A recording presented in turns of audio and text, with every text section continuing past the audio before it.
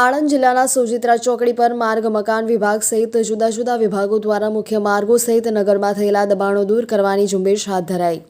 ઈસણાવથી લઈ તારાપુર સુધીનો માર્ગ ફોરલેન કરવા માટે કવાયત હાથ ધરાઈ છે, ત્યારે ટૂંક સમયમાં ફોરલેનનું કામ હાથ ધરાનાર છે, જેને લઈને આજે સવારે આરએનબી મામલતદાર સહિત પાલિકાની ટીમો પોલીસને સાથે રાખીને દબાણ હટાવવાની કામગીરી હાથ ધરાઈ હતી।